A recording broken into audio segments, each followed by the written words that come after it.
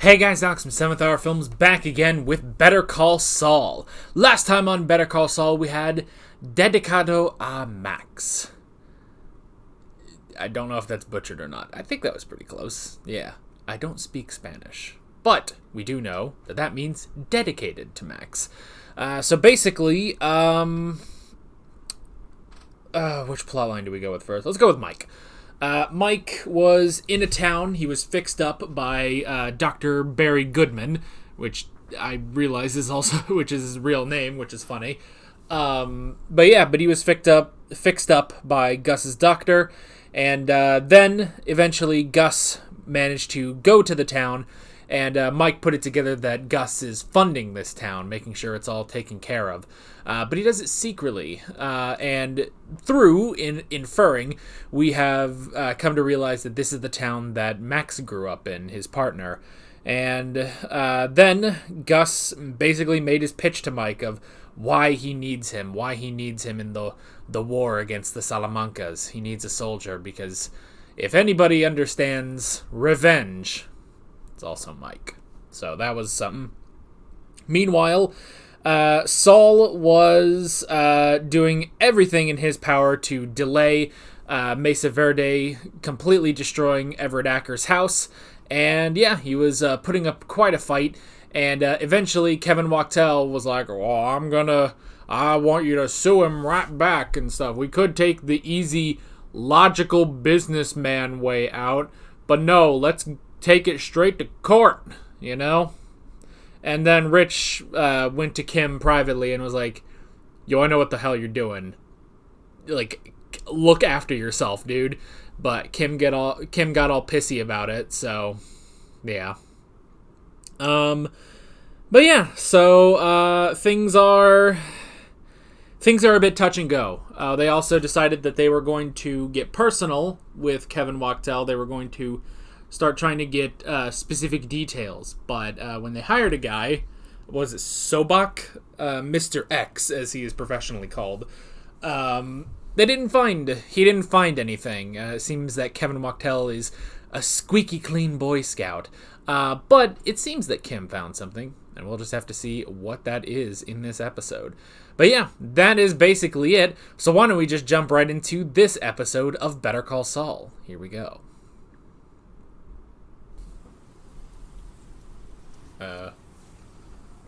Okay, where are we in space and time?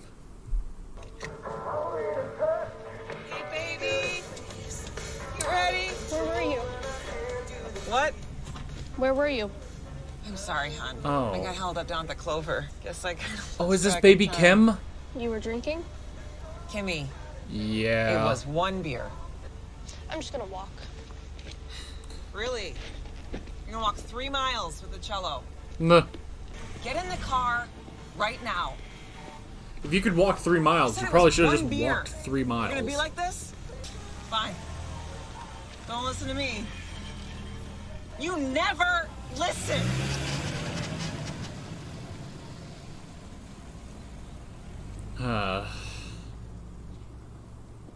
Well, nothing bad happens. So what she told Acker was true then. Which we all kind of thought was true, but damn, alright. Can I just say, from the 3 lines that actress gave, she sounded very similar to Ray Seahorn, so good job. Hi, I'm Don Wachtel, president of Mesa Verde. Ain't that right, Kevin?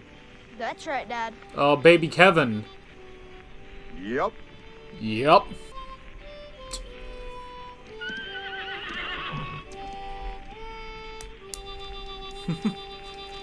So, can you do it? The Media Lab has a vision mixer. I think we could get the effect that you're going for. Oh, are they going to replicate it? We can make it look like the same time period. Oh, I love, first off, the film crews here. I love it. What if we did the Superman thing? A what? What's Superman thing? Like Superman, like a weatherman. Blue screen, I think. Oh. Do you mean the green screen? Whatever. Blue, green. It used to be blue. You can't have the pizza while we do the thing. Because we're trying to shoot the commercial, that's why. I'm gonna keep it right here. Look up this way, right? And then stay right like that. boy. All right, show it to me. Boom. You're a cool guy. I mean- okay, but not too cool. I need you to be relatable.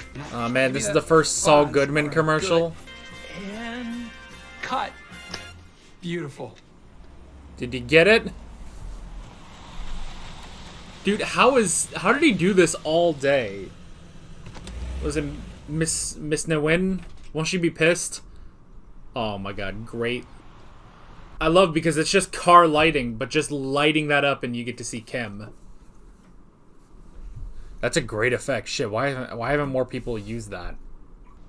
Yes, I just need to end this now and move on. But why? No, hey, we have him. Rich is suspicious.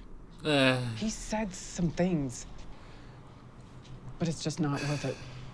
Now it's not worth it. Kim, she can never go the distance like he can. You're Michael? The gringo Lalo had a bug up his ass about? Did you never know his Or name? the cousin hitting your supply trucks, going after your restaurants, getting your customers sick, cutting off power, busting open pipes. He's gonna chip away at your business until the bosses down south don't think you're worth the trouble. They're gonna... Man, he's coming after the chicken. You know who you're working for, right? Yeah. Shit. What this guy does. Nuh. I warned you. What? I warned you. When you started going after Hector Salamanca, there'd be others to worry about. Nuh. You made a choice. He's got a gun to my father's head.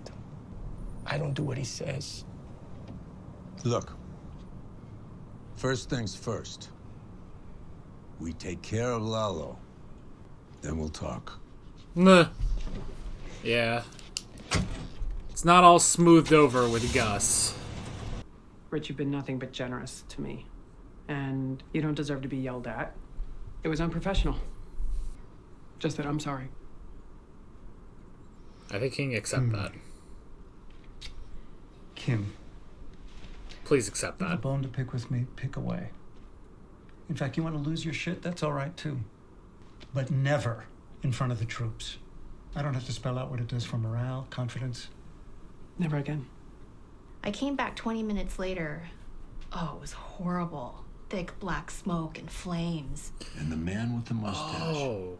You He didn't say burned the anything. place out? Fucking No, Lalo. I got there just as...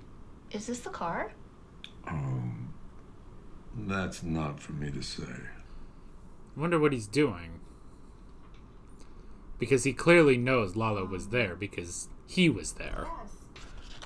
Detective Tim Roberts. That's his number. Hey, Probably catch him at his Tim desk Roberts, right that's Hank's now. buddy. Alright. So, they're trying to get the police on Lalo. Hey, how much for an hour of your time? Gentlemen, can I round up some drinks for the table? Absolutely. More time at the menu, or are you ready to pull the trigger? Let's do it. Oh no. No, Jimmy. Can I help you?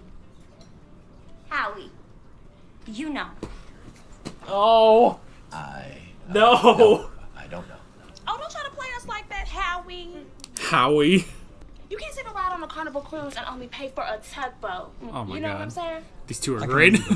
No. Look. I don't know any Joe Dog or Tugboat. So we can end this right now. We ain't leaving without our cash money, honey. I don't know you. Oh my God. And of course Jimmy would have paid them too. No, Cliff, these are not my hookers. Huh? They're somebody else's. Howard, are you sure they're not your hookers? They seem to be. Well, I wanted to ask you, have you ever heard of a bank called Mesa Verde? Oh, Jimmy's gonna finish it. He'll do it without Kim. You. Ah, What's that? hello there. Sorry? Detective Roberts. And don't you think that Detective Roberts should get it? Sometime? Today? Yes, absolutely. Sorry, sir. Okay. Sending that thing to Roberts. If the smell is coming from Hey! the porch, if it's a human body, yes, I'll investigate. Nah. But you need to call animal control first. Yes. Oh my I'm god. Sure. There was one time, like, I, like, killed a mouse under, like, my dresser. God, it smelled. Well, it smelled because I was stupid and I left it there for a little while. The guy rammed this car right through a parking gate? Oh. Wow. They're getting the cops. So, we got a Monte Carlo at a lot. They're putting the cops onto Lalo. Half hour before the murder. Let's just hear the number you're looking for so we can all move forward with our lives. We'd like nothing more. What amount are you asking? $4 million. $4 million. Very funny. Very funny. Mr. Acker would like to be paid $4 million for his pain Kim and suffering. is terrified. What are you What in doing? the world are you talking about? We had an agreement. We had a discussion. We had a verbal agreement on a number that both sides would be happy with. And I discussed the offer with my client, and he really doesn't want to leave his house. Man, this is a page out of Chuck's book, right down to $4 you're million is saying the this to only number Rich. he'll be happy with. We need to end this meeting now so Rich and I can have a conversation with Mr. Goodman. Nah. Yeah. You're going to want to see this. Kevin, you want to stick around? Your dad's in this. What? Kevin, I insist this is a waste of your time. There's only one way to find out. Kevin, I'm advising you to please just keep walking. Saul out here burning bridges. No. I want to see this. No. Saul Goodman is willing to see this through. He is burning a bridge with Kim. My bank took my home over a technicality, and I never missed a single payment. It's not right. It's un-American. Oh. Hi, I'm Saul Goodman. Have you or a family member been wrongfully evicted from your home? Oh, he's getting all of them, not just Acker. Cash settlement. The bank manager couldn't explain where all the extra fees were going, so I followed the money trail. The evidence was as clear as day. My bank was funding terrorism. What? No lawyer can play one case off another. It is unethical and it is blackmail. She's right. One has absolutely nothing to do with the other, which leads me to my next topic. But don't come swinging at Jimmy. Olivia Bitsui. She's a photographer. Kevin, say nothing. Okay, well, I got this. Kevin, I'm strongly advising you. I know this picture. My Kevin. dad bought it fair and square. I have a copy of it hanging in my office at home. I think we all just heard Mr. Wachtel admit that he owns a copy of Olivia Bitsui's photo, a photo that looks remarkably like the official Mesa Verde logo. That's right. We own it. You own a copy of the photo. You don't own the rights to it. That's copyright infringement. Oh, he's getting him with copyright. Well, you know what? We filed an injunction, so you're going to have to take down all your horsey logos or if you throw a big tarp over them till we can get this thing settled. Shouldn't take more than, I don't know, a couple years. We'll be seeing a lot of each other. Till next time. Oh, we're in the money. Man, he burned that bridge like Chuck burned his fucking house. You're a third-rate huckster who'd sell your own mother's organs to get what you want. Don't talk about his mom like that. What will it take? Mind you, again, I'm not actually allowed to do any of this. Not intentionally. Cut to the chase, jackass. Well, Kevin. Well, he is a jackass. Would you close your eyes? It's a world where Mr. Acker gets to keep his house, plus the $45,000 you were going to pay him for his pain and suffering. And in this world, you throw in a public apology. And imagine a world where a Native American photographer, Olivia Bitsui, is compensated $200,000. And what do you think of that world, huh, Kevin? You can open your eyes now. Can you imagine a world where we shake hands on that? Man to man?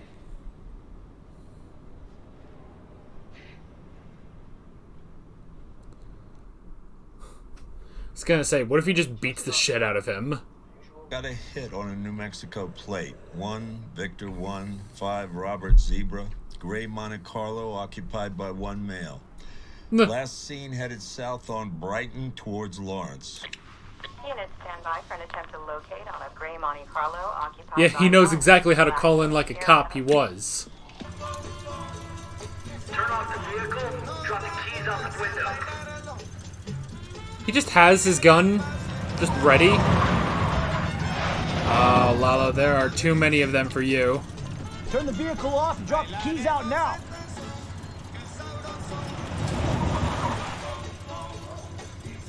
Yeah, there's too many of them, even for a ninja. Oh, he's playing Smoke on the Water. He's about to get an earful. He's about to get a Howard-level earful. Look, apologies, all right? I'm sorry. Now this show For of remorse. sandbagging you. That anger, real anger, it worked like a protective immunity shield, you know? I mean, Oh, he did that for you. hey, emotion like that, you can't fake it. No, you can't. Yeah, right? So what did Kevin say? Kevin is sick of lawyers, wants to be done with all of it. We explained that your agreement is non-binding, but he doesn't care. He's sticking with the handshake. Oh, there you go.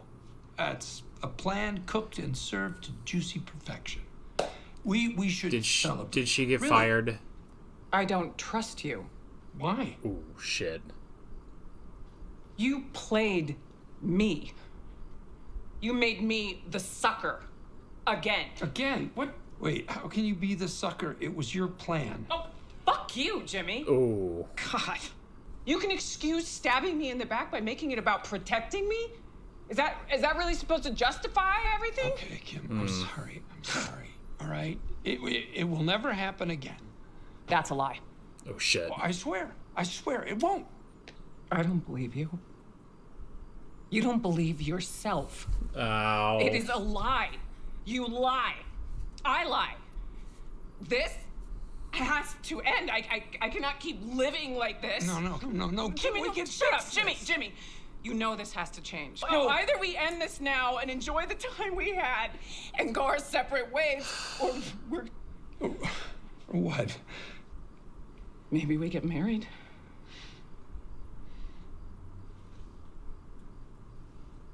What?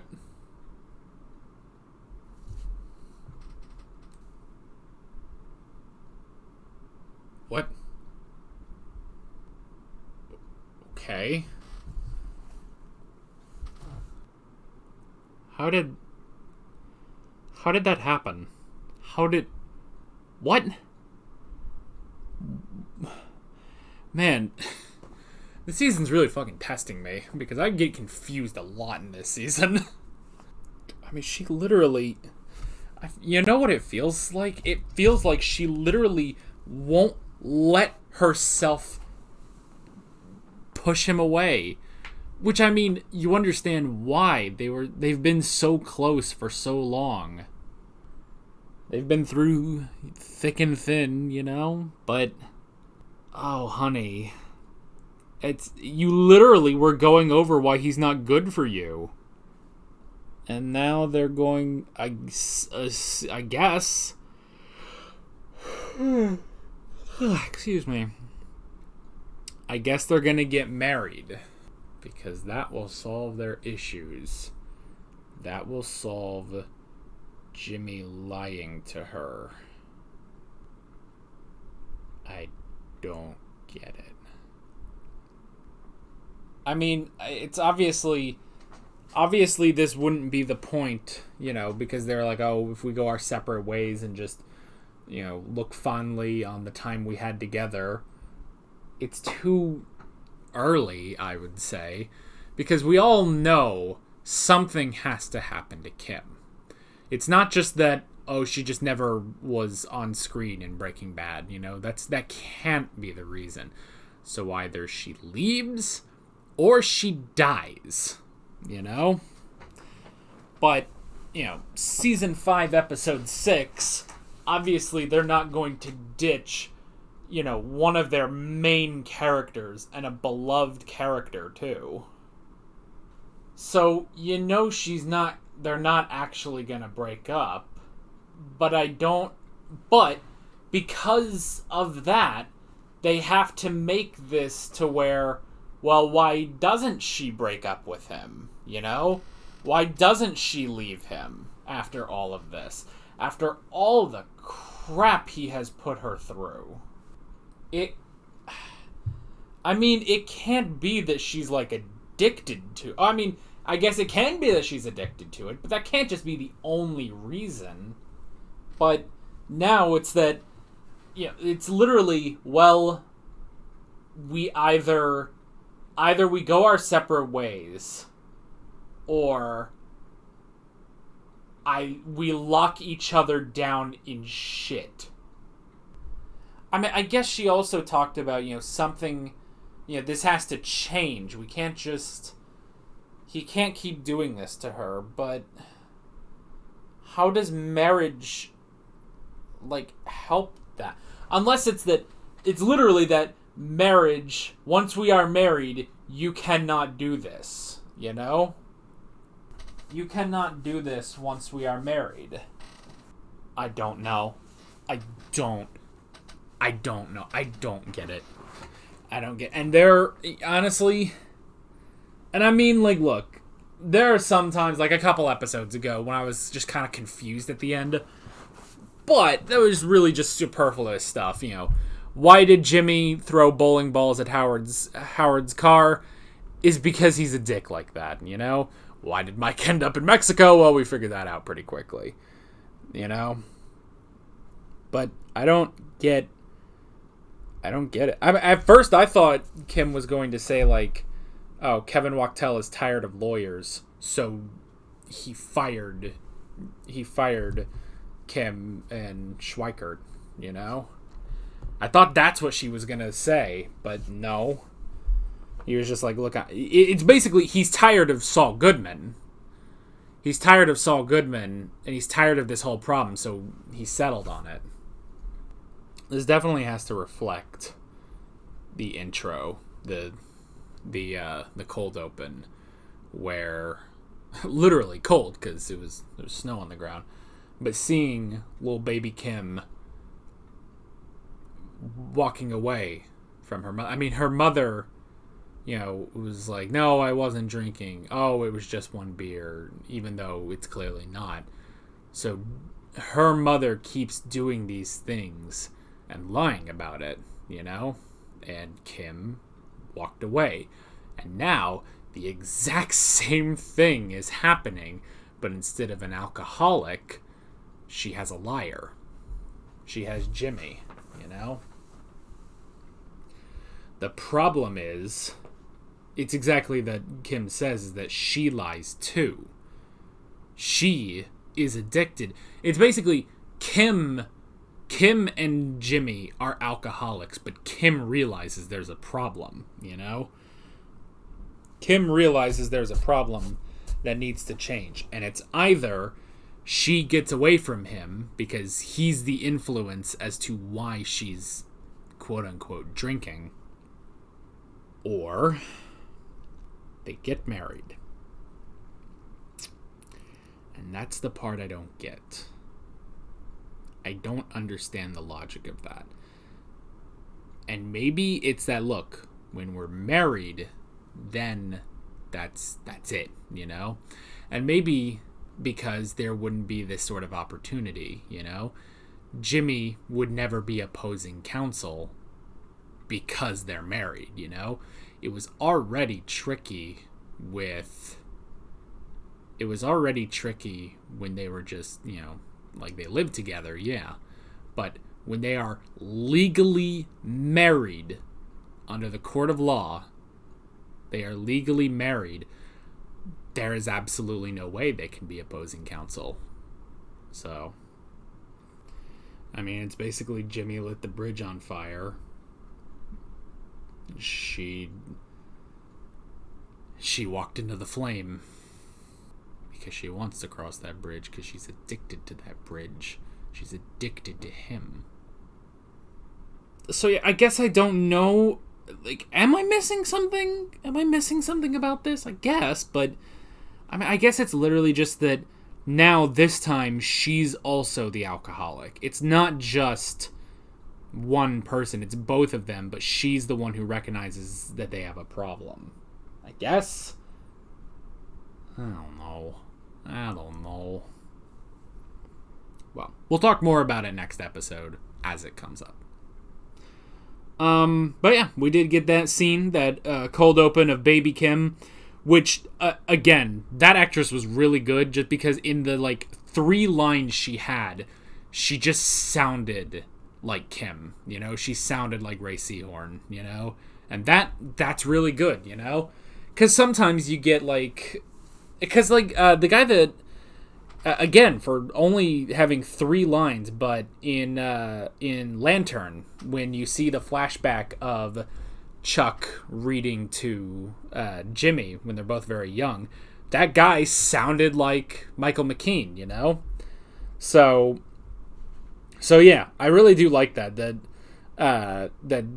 the actors they get to play the younger versions, they do generally sound like the characters they're supposed to be, The kid they got for Jimmy, he's kind of hit and miss. Not that he's bad or anything. He's perfectly fine.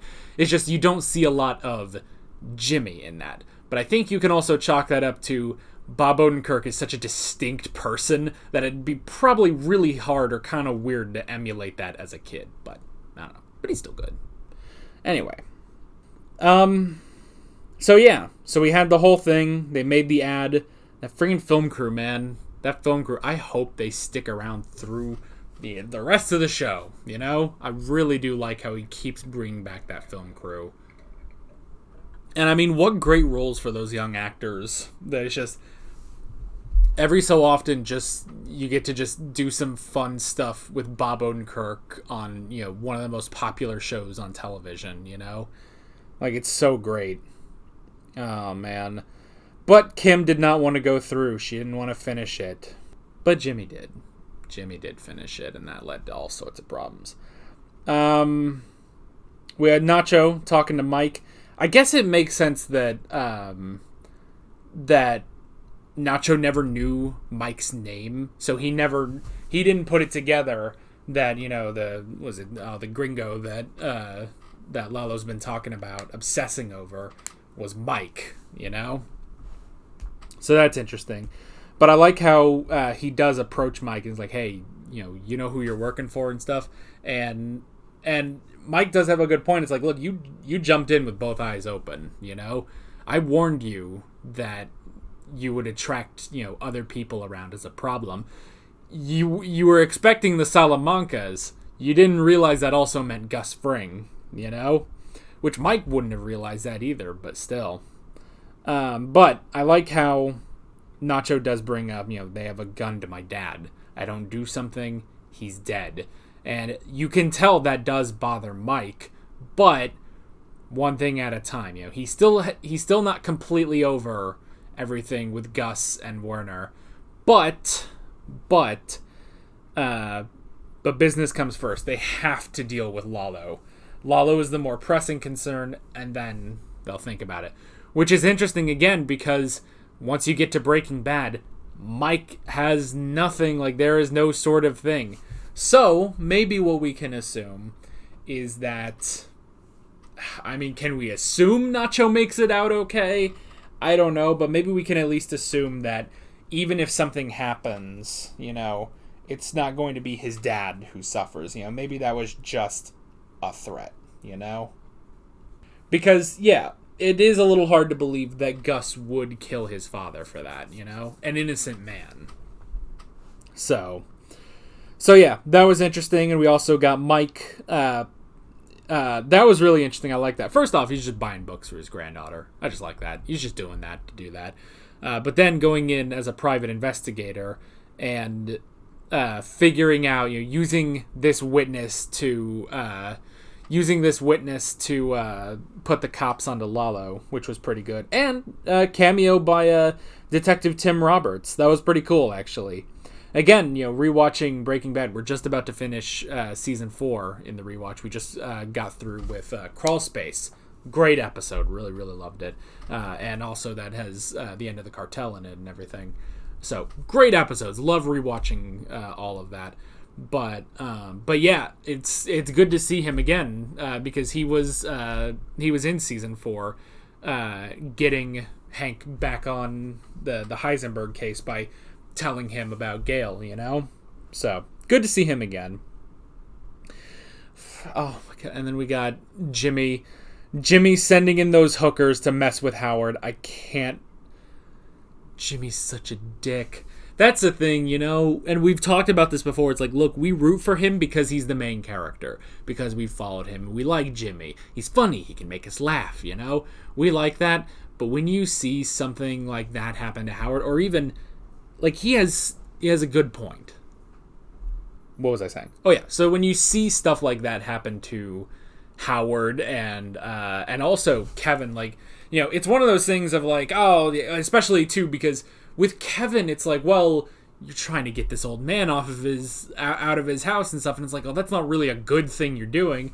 But at the same time, all of that, they probably don't deserve that, you know? They probably don't deserve, you know, the full, you know, down punch by Saul Goodman, you know? They don't deserve that. And yeah, when he says, like, oh, I just want to end this, jackass, get to the point, jackass, and stuff, and it's like, it's true, because we like Saul, but, you know, he's funny and he makes us laugh, and we like Saul because he's the main character. But to anybody else on Earth in this world, anybody else in this universe, Saul Goodman has to be one of the worst people of all time. If he's on your side, that's something. He really helped Walton Jesse. Without, I don't know how, like, Heisenberg would have gotten anywhere. I mean, he wouldn't have gotten to Gus. He would have just been small time if it were not for Saul Goodman, for better or for worse, you know? But still, like that's the thing is, yes, if Saul Goodman is on your side, that is a very good thing. But damn, if, like, that's only 5%, maybe like 0.05% of the population, you know? I think that's even still generous. Like, most people would look at Saul Goodman and be like, that fucking guy, that fucking annoying, self-serving asshole, you know? But that self-serving asshole is the main character, and therefore we root for him. Sorry, Kevin, but that doesn't mean we don't sympathize with people being dragged through the mud like Kevin Wachtel, you know? Even though, yes, what Kevin was doing, you know, forcing people off of their property, that does suck. But this is a lot. This is a lot for someone to go through. So, yeah. And, yeah, again, I like how, again, this sort of mirrors the last time Jimmy was in a meeting with Rich Schweikert, and there, Chuck was the one who said 20 million. And, you know, that wasn't what they expected. And I like how he basically, he channeled a little bit of his inner Chuck, which I'm sure that made him roll over in his charred up grave. But yeah, ugh, I just thought of the charred corpse. Ugh, I don't want to think about that. Anyway, but yeah, like, going in, you know, thinking it was going to be, you know, 75,000 or something, and he goes in and he says 4 million, and Kim was not expecting that. And even though he did it to protect her, she's right. You did that by stabbing her in the back, you know? So, it's a whole tricky thing. I understand Kim's... The only thing I don't understand is the marriage thing, you know? I don't understand how that would fix the problem, you know? But everything else about that I completely understand, you know? And it's basically two alcoholics, you know? It's two alcoholics, but one of them realizes they have a problem, you know? So yeah, again, still really, really good stuff, even if I am a little hazy on some of the things there. But yeah, really, really good stuff, and I'm looking forward to the next episode. With that all being said, I'm Alex from 7th Hour Films, and I will see you guys next time. Take care. Alright guys, thanks for watching this video. There's a bunch of links on screen if you want to go click around any of those. There's a playlist for all of my Better Call Saul reactions, as well as another playlist for all of my Breaking Bad reactions. I got a burp. Oh god, there's also a subscribe button and a Patreon button on screen, as well as other links in the description if you want to go check out any of those. See you guys later.